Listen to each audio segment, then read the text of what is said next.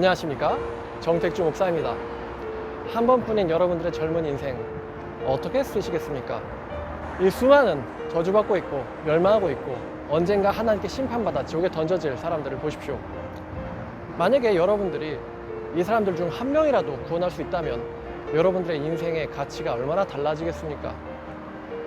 왜 살아야 될지 모르겠다, 내 인생은 무엇일까? 라고 고민하는 젊은 크리스찬 청년 여러분, 많은 훈련 과정들이 준비되어 있습니다. 지성적이고 용감한 크리스찬 청년 여러분들을 하나님께서는 찾고 계십니다. 니느웨 성에 요나가 갔고 소돔과 고모라에 아브라함이 중보를 했듯이 이 강남 땅에도, 이 대한민국에도 하나님의 사명을 품은 청년 여러분이 한 명이라도 있다면 대한민국에 희망이 있다고 할 수 있을 것입니다. 사명을 가지신 여러분, 주저하지 마시고 연락 주십시오. 귀한 하나님의 청년이 되어보자고요. 자, 오늘 말씀의 제목은 한국 교회의 심판을 예언하는 예레미야. 자, 20번째 시간입니다. 20번째 시간. 제목은, 이 제목을 어떻게 할까? 아쉽게 천국에 못 들어간 시드기야. 이렇게 할까요? 아쉽게 천국에 못 들어간 시드기야. 원래는 이거였어요. 하나님의 말씀을 들으려 했지만 실천하지 않은 시드기야가 원래 제목입니다. 하나님의 말씀을 들으려 했지만 실천하지 않은 시드기야. 근데 우리에게 와닿는 제목으로 바꾸자면 천국에 아쉽게 못 들어간 시드기야. 이것도 괜찮은 것 같아요. 여러분, 천국에 아쉽게 못 들어갔다면은 어디 갔다는 소리예요? 그죠? 지옥 갔다는 소리야. 천국에 아쉽게 못 들어갔다면은 지옥 갔다는 소리죠.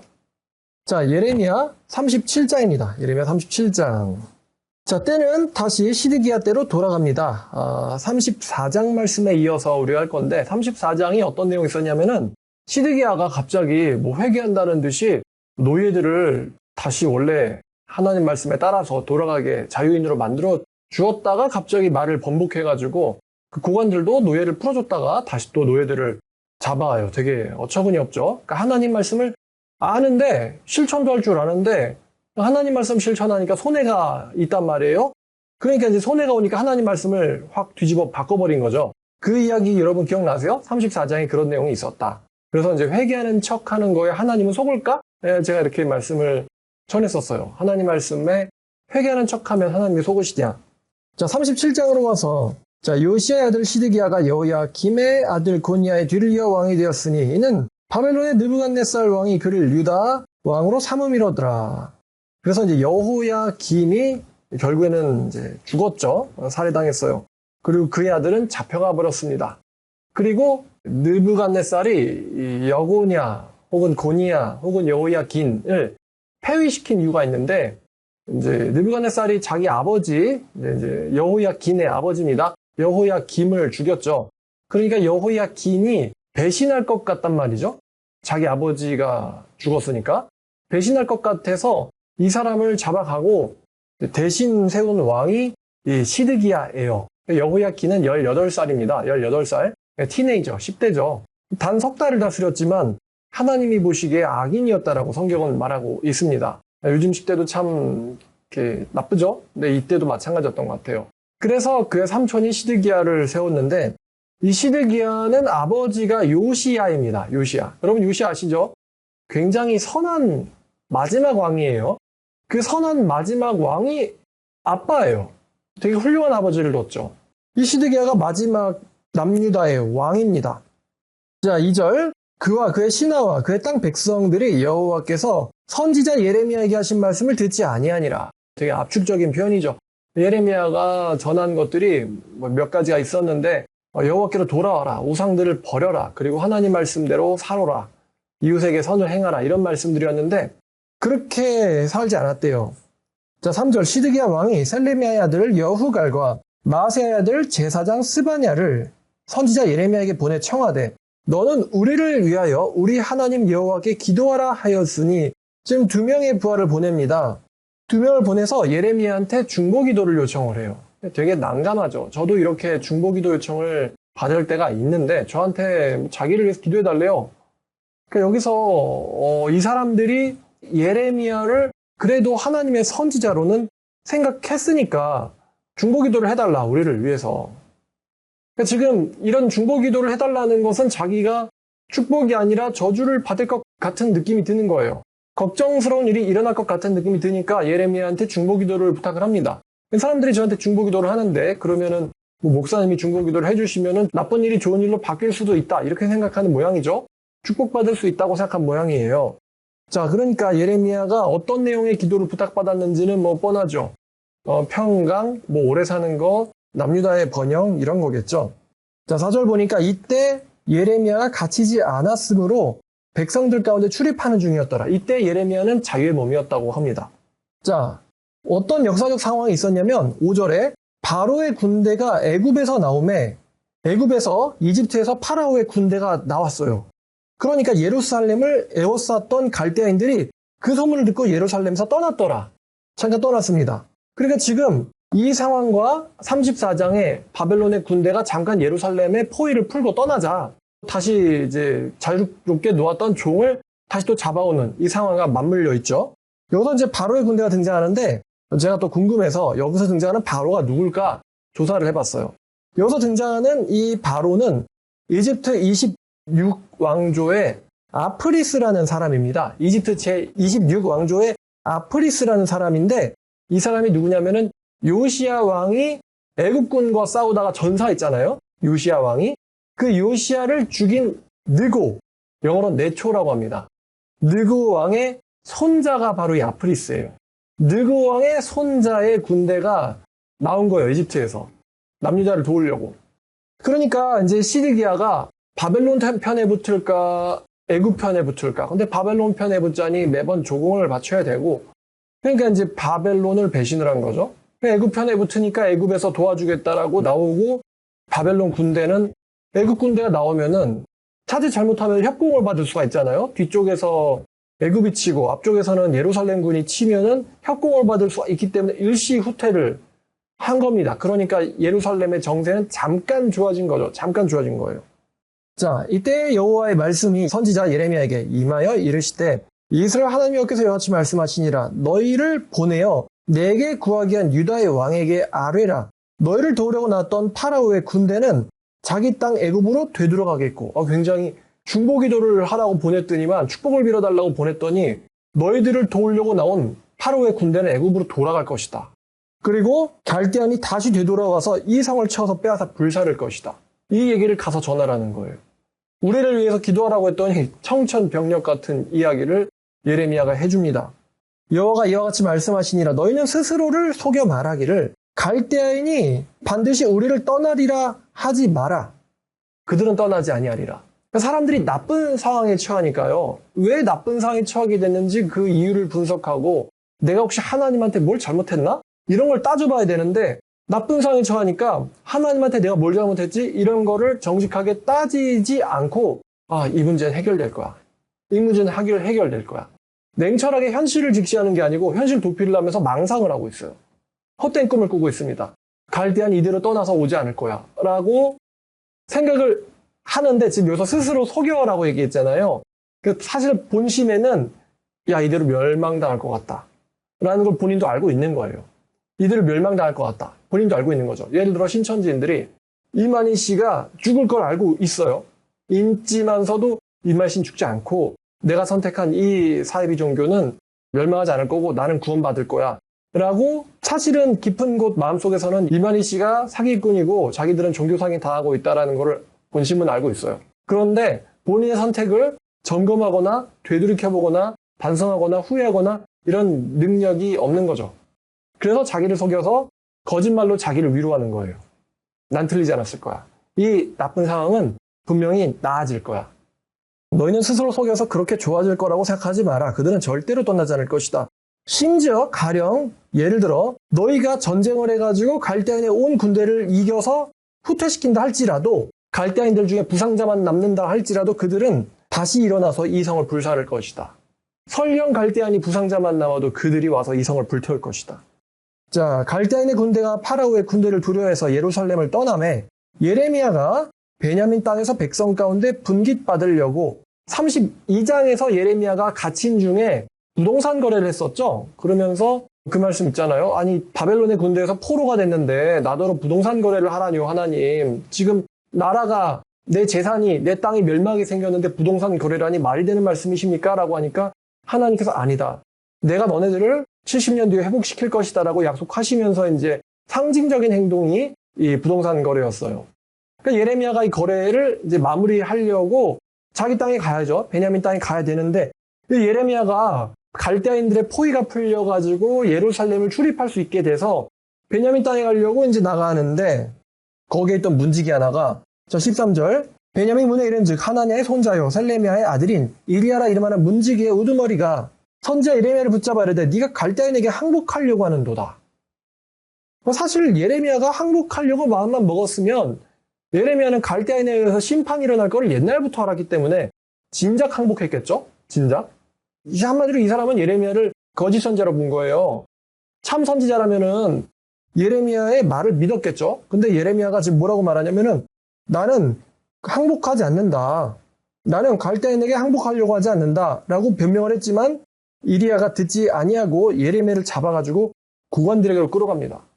근데 시드기야의 국왕들, 이 국왕들도 좀 주목해야 될 것 같은데 참 나쁜 사람들이에요.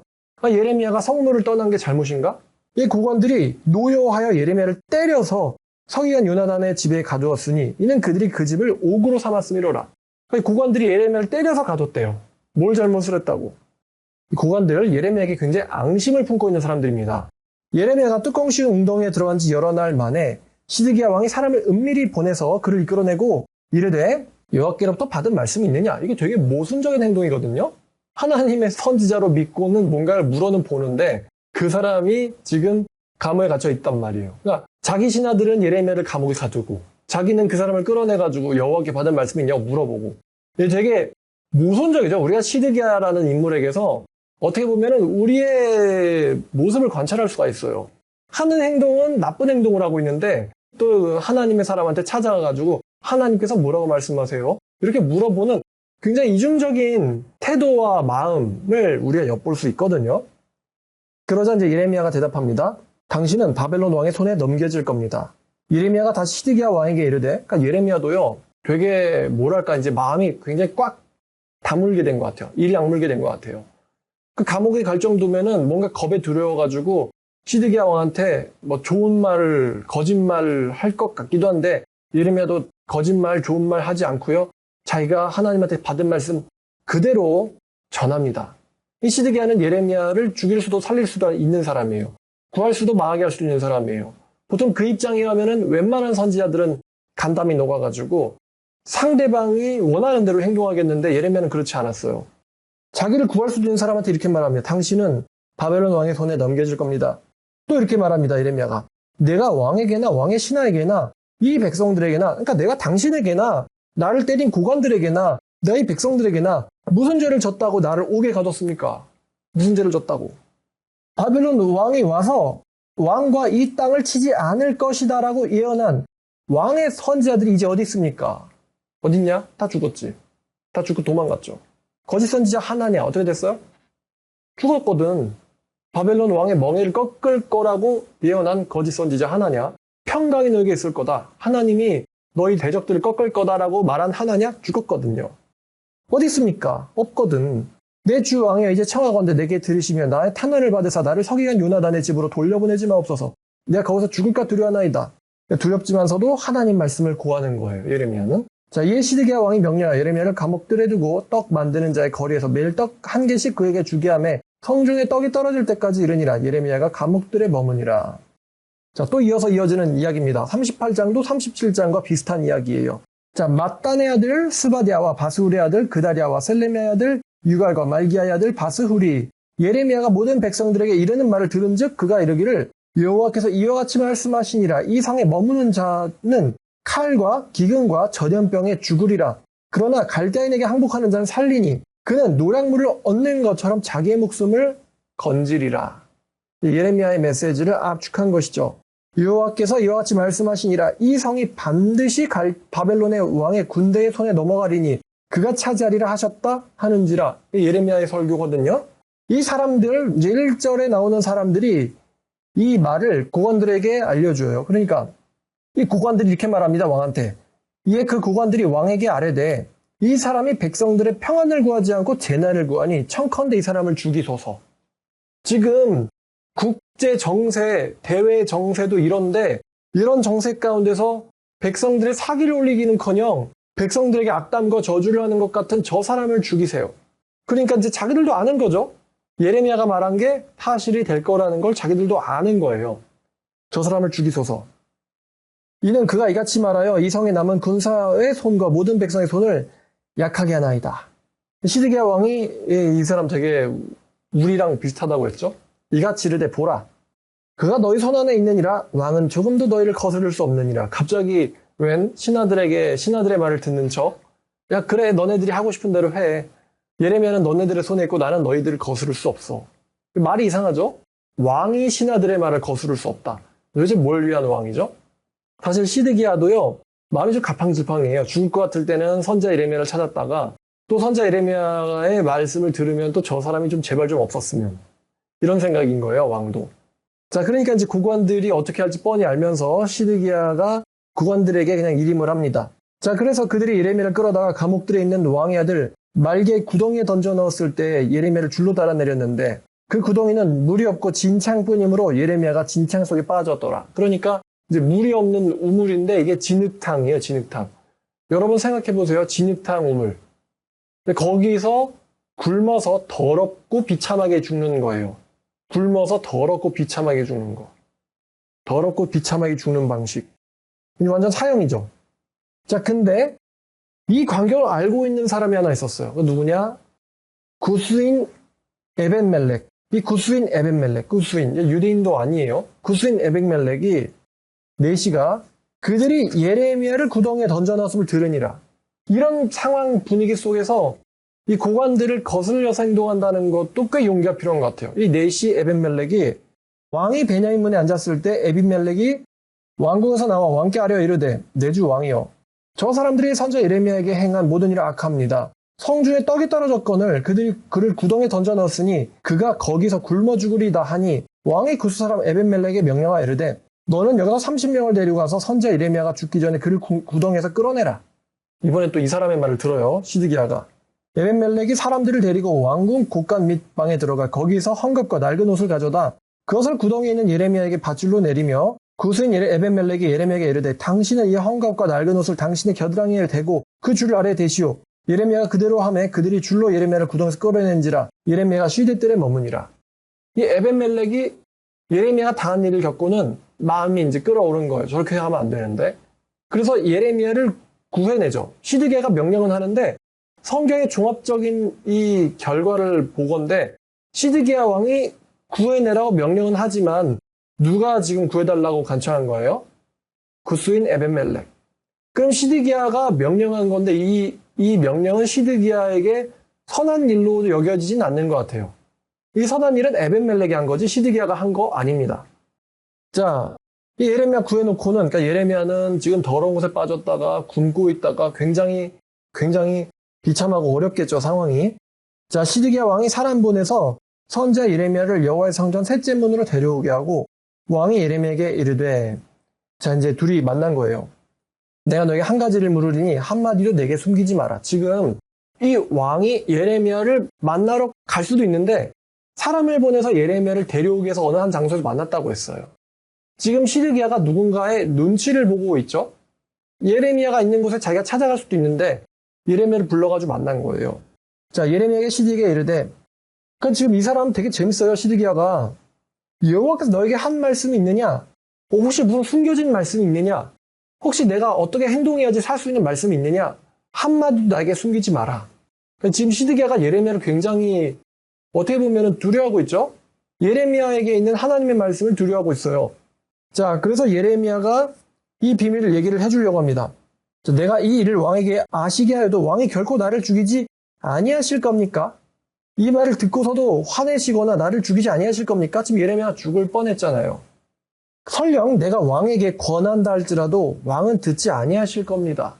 당신은 내가 아주 절실하게 하나님의 말씀을 정직하게 선포한다 할지라도 당신은 들을 사람이 아닙니다.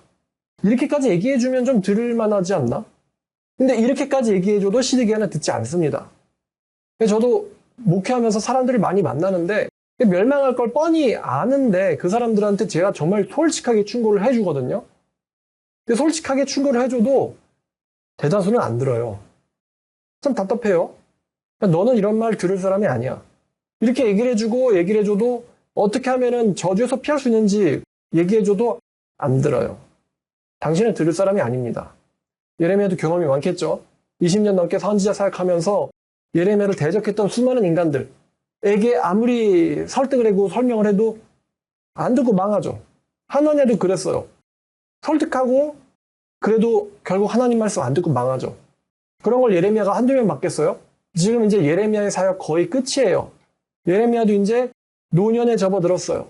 이제 알 녀석 다 안단 말이죠. 당신은 들을 사람이 아닙니다. 당신은 전번의 왕 여호야긴도 그랬고 여호야김도 그랬고요. 들을 사람이 아닙니다. 그래도 얘기는 해줘야지. 자, 그래서 이야기합니다.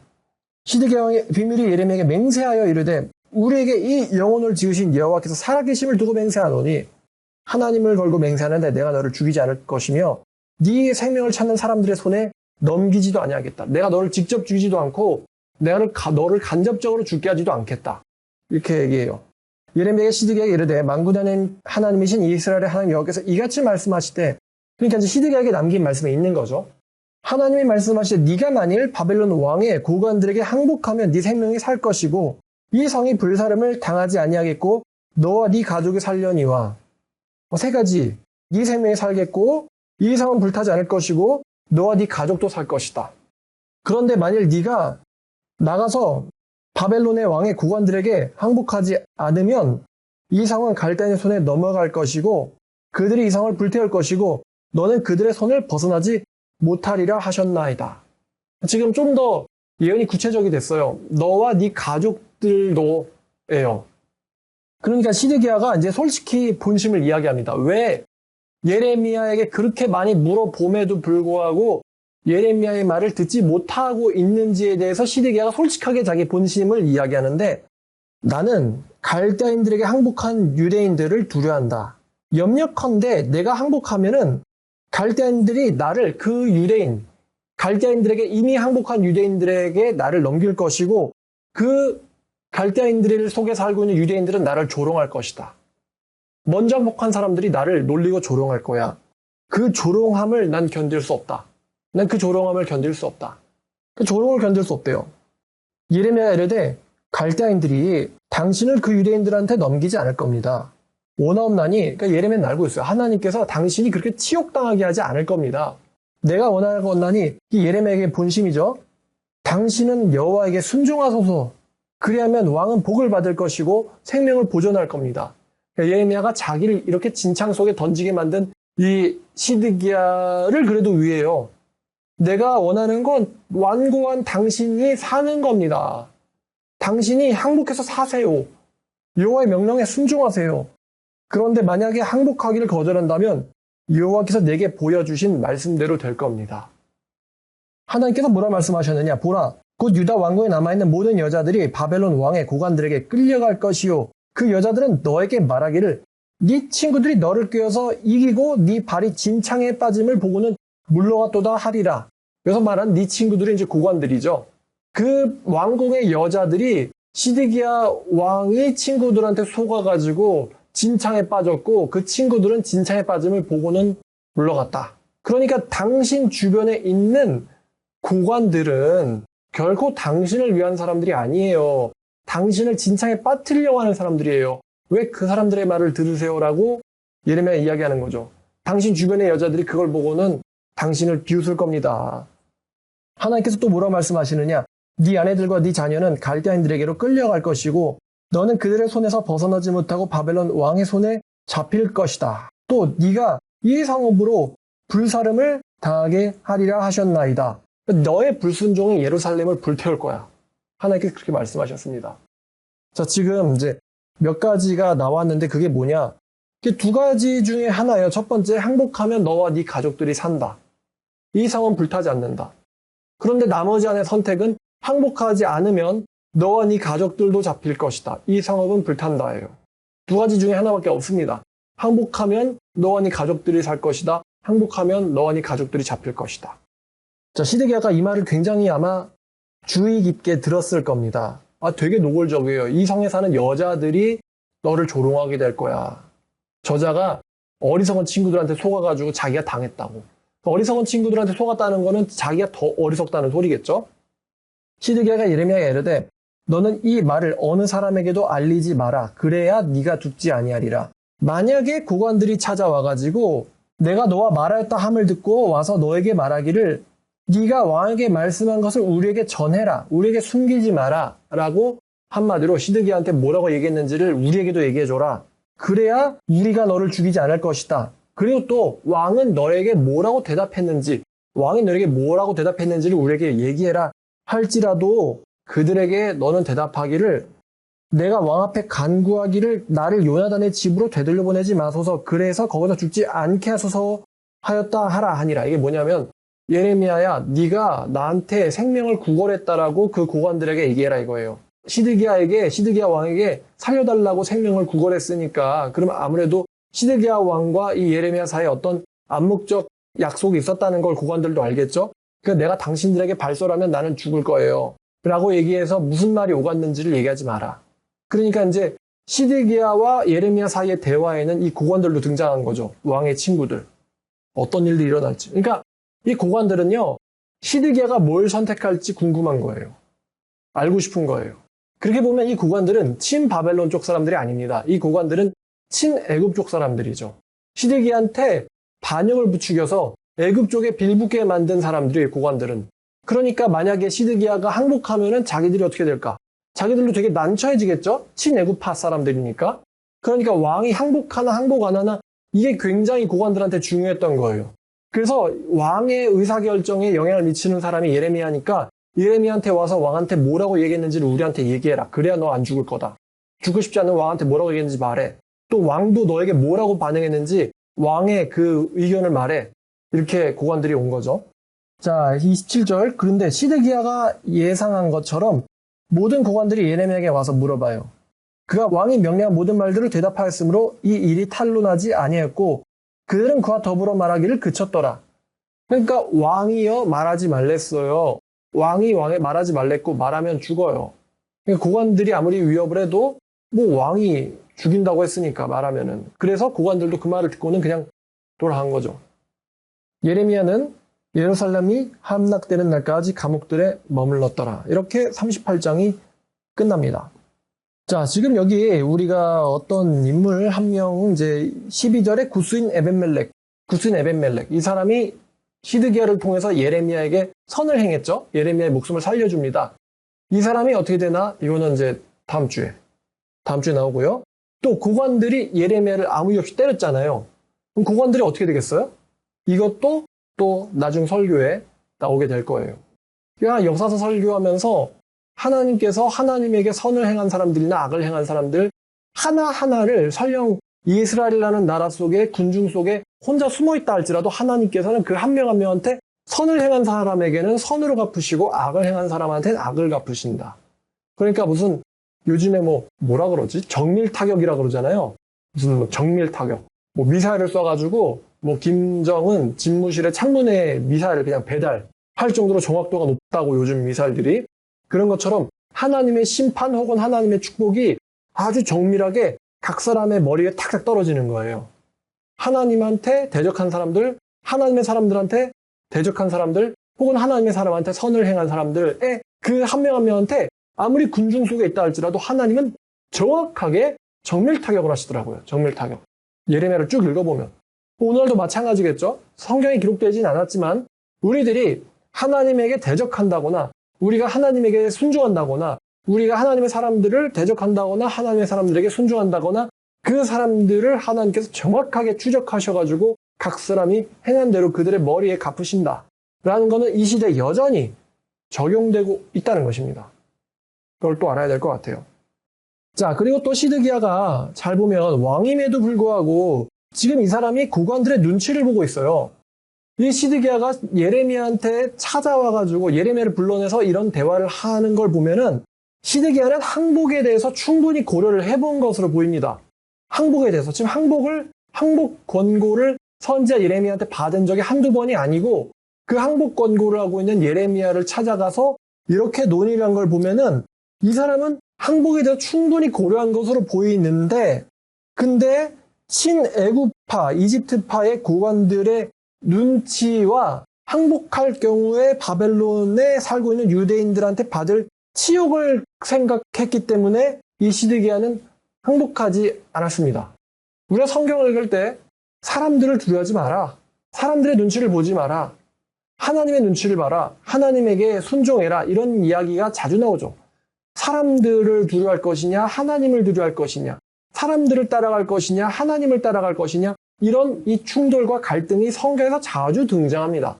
아마도 멸망한 왕들 중에 시드기야만큼 하나님의 말씀과 사람들의 눈치를 저울질한 왕이 있나 싶어요. 아합도 보면 참 골 때리는 왕이었죠. 아합도 나쁜 놈인데 나쁜 놈 치고 굉장히 고민하는 나쁜 놈이에요. 행동은 나쁜 짓을 하는데 나쁜 행동을 하기까지 굉장히 많이 고민하는 사람이 이 아합 왕이에요.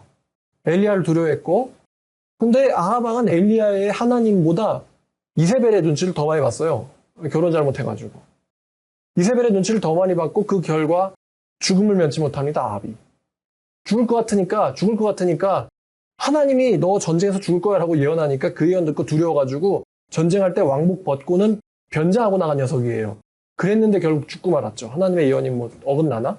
그래서 그렇게 해서 지옥 간 사람, 이상하게. 시드기야도요, 선지자 예레미야 찾아와가지고 마치 아합과 엘리야처럼 예레미야 찾아와가지고 내가 어떻게 해야 돼? 라고 막 물어보고 어떻게 해야 내가 살 수 있어? 물어봅니다. 그래서 하나님에게 순종하는 거냐 아니면 사람들의 눈치 보는 거냐. 근데 시드기야는 왕이라고 하는 이 직책, 자리를 갖고 있었죠. 왕은 스스로가 결정해서 행동을 해야 되는데 왕 주제에 주변 신하들과 백성들에 불과한 유대인들의 눈치를 봤던 이상한 왕이에요. 그래서 항복하지 않습니다. 이렇게까지 고민 많이 해놓고 아마 시드기야가 엄청 잠 못 잘 정도로 고민했을 거예요. 이렇게까지 고민해놓고는 하나님의 말씀과는 정반대의 선택을 합니다. 이 사람이. 예레미야가 심지어 당신이 걱정하는 그 일, 유대인들한테 수모당하는 일도 일어나지 않을 거라고 하나님께서 말씀하셨는데 그렇게까지 얘기해줘도요, 시드기야는 듣지 않았어요. 결국에는 선택을 그냥 유예했죠. 본인이 선택을 해야 되는데 지금 선택하지 않고 계속 이걸 그냥 상자 속에 넣어가지고 이 치워야 되는 문제를 계속 그냥 외면했어요. 시드기야가. 선택을 외면해버렸어요. 외면했어. 하나님을 두려워했지만 하나님을 고르진 않았어요. 이 사람이. 고관들과 또 자기 체면, 이것 때문에. 사실 이거 따질 것도 없거든요. 지금 예레미야의 말을 보면 자기 체면이냐 아니면 자신과 가족들의 목숨이냐. 자기 체면이냐 자신과 가족들의 목숨이냐. 여러분 따질 것도 없잖아요. 따질 것도 없단 말이야. 체면이 뭐 10번 뭐 이제 소위 쪽팔리다고 하죠. 쪽이 100번 팔리면 어때? 사는 게 더 중요하지. 근데 이 사람이 에이 설마